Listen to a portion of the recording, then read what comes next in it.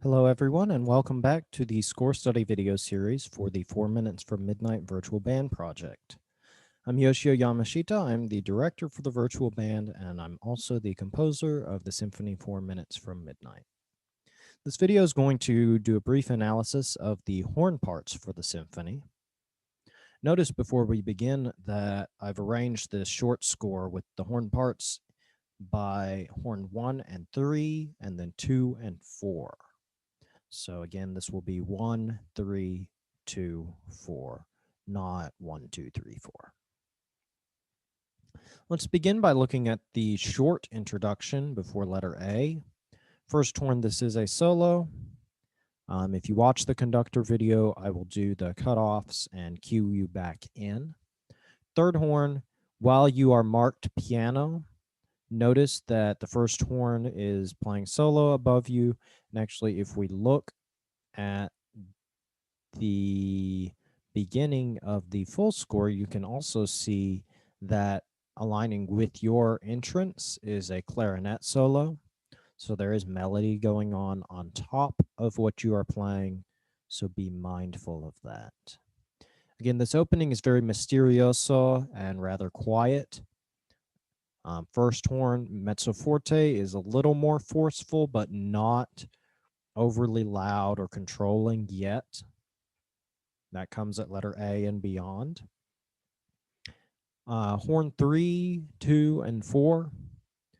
This forte piano is a very dramatic forte piano. Hit it at forte fortissimo, drop down to piano, maybe even close to pianissimo, and then crescendo all the way back up. First and third horn, you're in unison here. Second and fourth horn, you're also in unison, but you're obviously playing a different part than first and third. Make sure you're ready for this entrance 3 bars before B, entering on beat 2. It will throw you off the first couple of times if you're not prepared for that. Second and fourth horn, you join the low brass, meaning the trombones, the tuba, and the euphonium. Here, letter B. First horn and third horn, you're mirroring the trumpet parts there. So you can see the trumpets have that figure, the triplet figure at the 6/4 bar, and then you're mirroring it later. And then all horns join the low brass at letter C, finishing off the Dies Irae motif, which I talk about in a little more detail in score study video number 3. If you're interested, go ahead and go watch that, also on this YouTube channel. Letter E is again the Dies Irae plain chant in second and fourth horn. Again, I cover that in score study number 3. Here at letter F, you've got this beautiful chord progression underneath the woodwinds who have more moving lines. So let's listen to just the 4 horns first, and then we'll listen to it in context.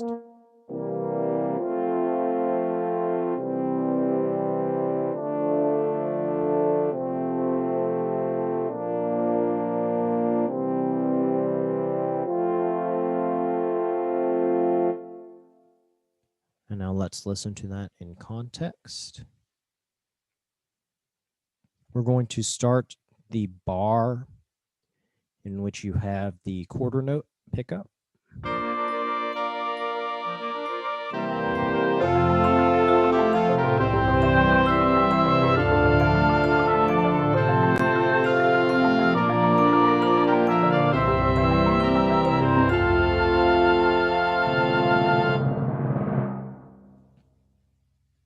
Notice that fourth horn, you are the bass.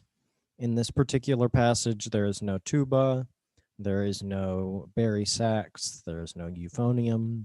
You are the bottom voice of the chord, if you're not counting the marimba, which is a little bit loud in this particular synthesizer. I don't think it'll be quite that loud in a real ensemble setting. At letter G, this is a fanfare figure that I talk about more extensively in score study video number 3. However, please observe that these are 32nd note pickups, not 16th note pickups. So count them appropriately. and then obviously play them marcato and very forceful and with intensity, even though they're only marked mezzo forte. Same thing applies here, though I haven't remarked the mezzo piano.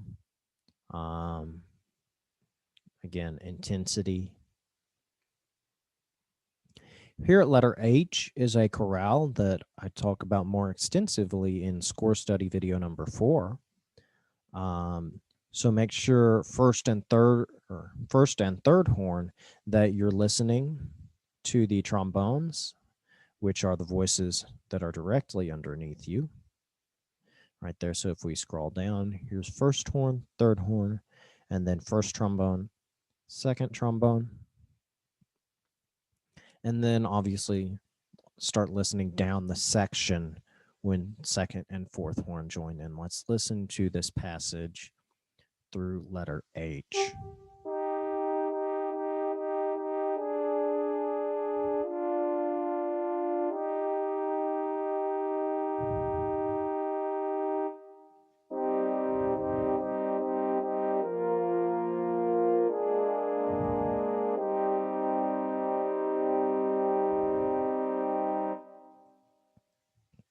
First horn, you are accompanying a piccolo solo here right before letter I. However, you are the only two instruments playing at that point. Let's see if I can't get it all on the screen. However, you can see the piccolo solo up here lines up with the solo right here.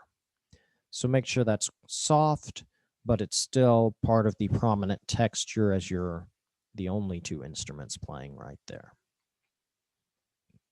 At letter J, this solo is rather a counterpoint or a counter melody to the euphonium solo that's happening right there.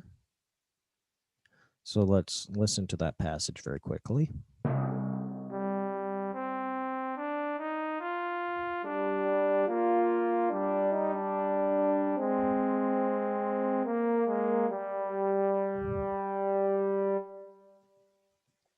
Notice you end in unison with the euphonium, so make sure you're in tune. I'm going to take this opportunity to walk away from the analysis for a second and remind you that when you are recording your videos for this project, to make sure that your instruments are in tune before you record. This makes the editing process go a whole lot faster, and it makes the whole recording sound better in the end if we don't have to auto-tune people or pitch adjust recordings. The section at letter K is much the same as the section we saw before in the first movement. We're now in the second movement. Again, this is just a nice, beautiful chorale style playing. However, you are the bass voices to the woodwind melody that's going on above. Here at letter L, we see the introduction of the principal theme of the second movement. I talk about this more in score study number 4. First and third horn, you are in unison for the most part until we get to the bar before M. And you are a direct counter melody to what is presented here at L and what will be presented throughout the second movement. This didn't print very well. This is a tie. The tie is E, C, and then these two G's are tied together, and the slur goes from the tied G's to the A. Notice there's no crescendo into letter M, and that's because there's an orchestrated crescendo there, meaning that we're adding more instruments in the bar before M and creating a greater density of sound coming from the ensemble. Therefore, we don't necessarily have to write a crescendo in every part. At letter M, everyone's in unison or octaves until we get to the fourth bar of M. This is a fanfare type figure, so make sure we're playing very marcato. We're kind of soaring over the ensemble. This is one of your moments where a lot of composers will write soar over the ensemble in the horn parts. I didn't choose to write it there, but it's that same kind of feeling, but only for these couple of bars. Again, you'll see this decrescendo and then moving into one of my favorite moments in the entire piece, which is this really gorgeous horn chorale at letter N. You're, of course, accompanied by the tuba.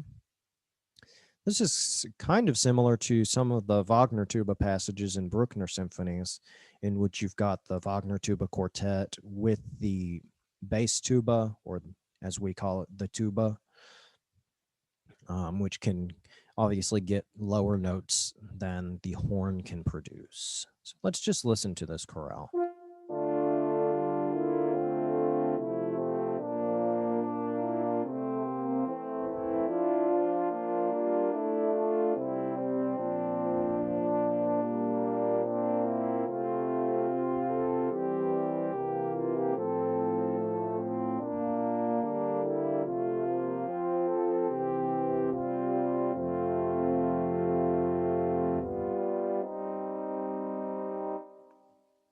Make sure we're diminuendoing all the way down to pianissimo here.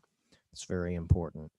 Fourth horn, take the lower divisi here, the low C if you can. If you can't, stay on the G, but if you can, go down to that low C. Second and fourth horn, you'll see we're again orchestrating a crescendo by adding more instruments as we approach letter P. First and third horn, you've again got one of those moments where you're soaring over the ensemble. Note the secondary slurs under this large slur right here. You will have to re-articulate, so that's why I've placed a second slur, but you should think of this as one motion. Make sure you're in tune here. And third and fourth horn, you are part of the foundation here. This is the same theme we'll hear at letter L in the previous part, as well as letter N and letter O. Again, I talk about that at great length in score study video number 4. First horn, you'll see that you've got this solo figuration again in accompaniment to the euphonium solo. And then all horns, make sure that we are starting at a true pianissimo here as you are accompanying the flute solo. That starts at letter R from pianissimo up to piano and then down to pianissimo by beat 3. Make sure that is a true pianissimo, basically fading out to nothing. First horn, this grace note does come before the beat, even though I believe the synthesizer doesn't really play it like that. Make sure these are true pianos. You are still underneath the flute solo, so play respectfully so as to not cover up the flute solo and then the clarinets that join it in the second bar right here, which would be bar 170. Letter S is kind of an orchestral style tutti, in which the theme that's introduced at letter R is played throughout the whole ensemble. And both horn parts, I refer to those as horn 1 and 3 and horn 2 and 4, have descant lines. So let's listen to those, and then we'll listen to it in context with the melody on top.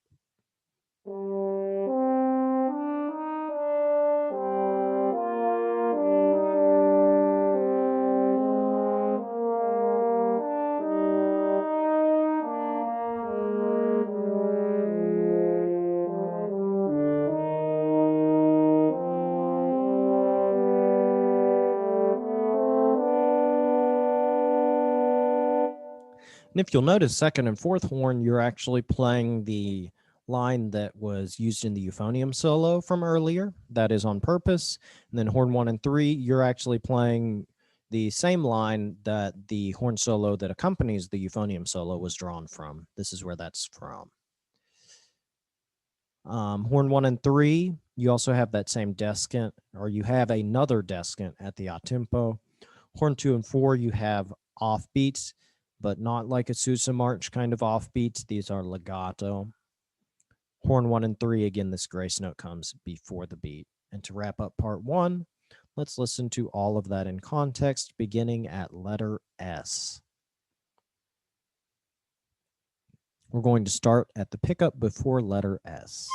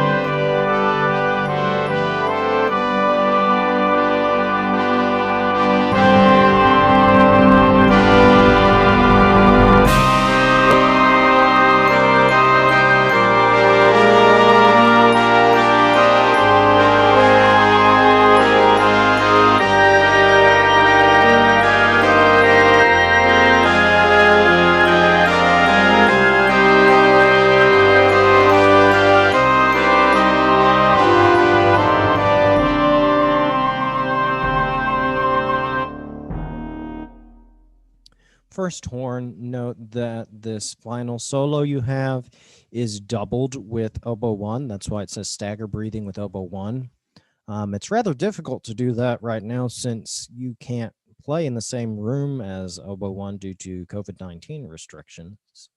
Though if you do have a chance, just try to get this all in one breath. If not, again, stagger your breathing or try to imitate that as best you can. The rest of the horns, again, pianissimo down to pianissimo. Fourth horn, you don't have that last note, so just decrescendo. And pianissimo does not mean silence. We still want to hear the note there. And that's the end of the analysis for part 1. If you're watching this in 2 parts, you can pause here and resume when you're ready. Otherwise, we're going to move on to part 2. Part 2 opens with this unison fanfare. These are like dotted 8/16ths, except the first note is short and crisp. These are fanfares, marcato, very bold, very brave. This tied note should be held out, however. The rest of the notes are short and marcato, as are these notes that lead up into the 2/4 bar. At the molto agitato, just really bring this out, soar this over the ensemble. You are in octaves. Just be very powerful right there. It's a very powerful moment for the horn section. Here at letter B, there is a timpani roll for 2 bars. That's the 2/4/4 bars. Piccolo solo starts at the 3/4 bar. And then oboe 1, clarinet 1, and flute 1 add on in this 3/4 bar, bar number 17. And then this is another one of the horn section's moments in the sun. This is a chorale that's just in the horns and the bassoons. First horn, make sure these higher notes are in tune.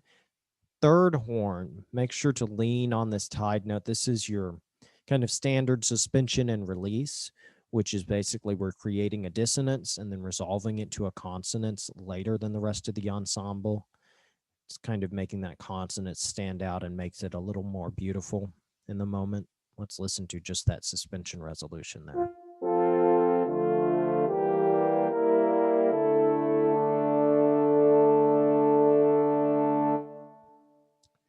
And then at letter C, we're going to see pretty much what we saw at letter B. It's the same chorale, but transposed up a half step. So instead of A minor for you, it's in B flat minor, which would be concert D minor to E flat minor if you're interested in that. First horn at letter D, that same consideration with tension and release or dissonance to consonance, suspension and release and resolution that I talked about with third horn earlier.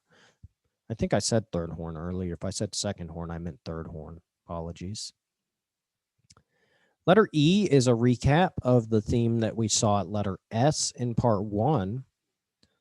First and third horn, you have a descant again.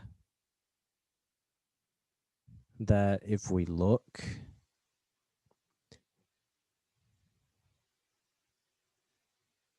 is doubled down here in the euphonium line and in the tenor saxophone line, and also in the bass clarinet. So be listening for those parts as you play.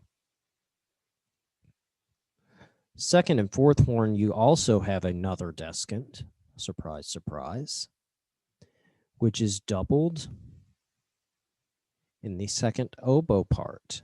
So be listening for that as it is higher than yours by an octave. First horn, you have a motif here that I talk about a little more in depth in score study number 3. That's part of the chorale theme that forms the grand finale at the very end of the symphony. However, this passage at F is primarily focused on the chorale that we saw earlier in the symphony at letter C, D, and so on and so forth. Again, chorale style playing, very legato, espressivo, no harsh attacks, just good singing tones. Fourth horn, again, if you can hit the slower note, go ahead and do it. If you can't, go ahead and take the top note. In this bar before G, you'll hear a piccolo solo, as you can see here. At letter G, the downbeat of the 2/4 bar, you'll hear a timpani. You'll hear a timpani hit. And then if you watch the conductor video, you'll see me cue in the 4/4 bar. First horn that's of special concern to you, as you do have a downbeat on that 4/4 bar. This is actually the chorale theme that forms the kind of grand finale of the symphony at the very end. Note your accidentals, mostly C sharps. There's a D sharp there, actually, first horn, and second horn later. And I do talk about this theme in more length in score study video number 3. Letter H is a copy and paste recap of the beginning of the symphony, so all of the same considerations apply there. At letter J, please ignore the markings for 2 players, as we do not have 2 players for every horn part. At letter K, like the 2 players markings, you can ignore the tutti markings, horn 1 and horn 3. Horn 2 and 4, make sure this drone is present, but not overwhelming. Again, it's just a G, and there are 2 of you playing it. So make sure it's less important than the moving lines that horn 1 and horn 3 have. Observe your dynamics here very carefully. This mezzo forte versus forte. Again, this is only forte, but it is soaring above the ensemble. You're doubled in octaves, and then back down to mezzo forte, crescendoing up. Every moment in which you're marked fortissimo here really play out. I think in a real ensemble, this might be an occasion for bells up, although on a recording, I'm not particularly sure how much difference that would make. Probably depends on where you're placing your microphone. Forte here, forte continues here, although it isn't remarked. There is a temptation to play this passage after letter N at a strict fortissimo instead of crescendoing. Please make sure you are crescendoing the passage that's part of it, even though you are soaring above the ensemble the whole time. And then back down to mezzo piano. This is the fanfare that we saw at letter G in part 1. I also talk about this in a little more length and detail in score study video number 3. This is perhaps one of my favorite moments in the symphony. This is the chorale that we saw earlier in the symphony. It's the latter half of the chorale, but it cadences in major instead of minor for the first and only time. And it is only in the horns. There's a bass line in the euphonium that goes for about half of the chorale, but then drops out near the end. But let's listen to this as it is your big moment in the sun.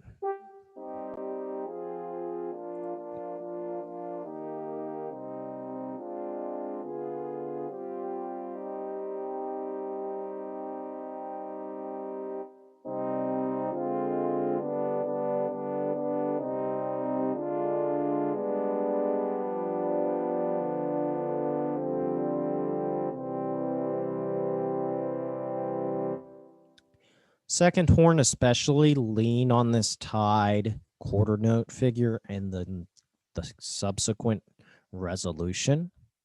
As you can hear, that's a very special moment.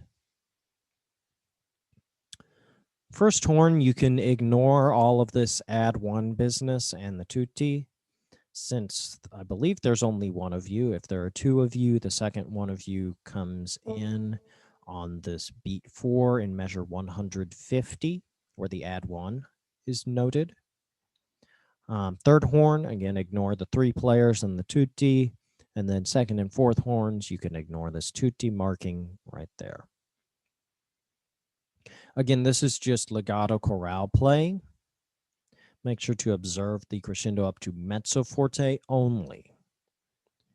And then comes the grand finale at letter Q. You are part of the foundation, part of the big chords that drive the harmonic motion.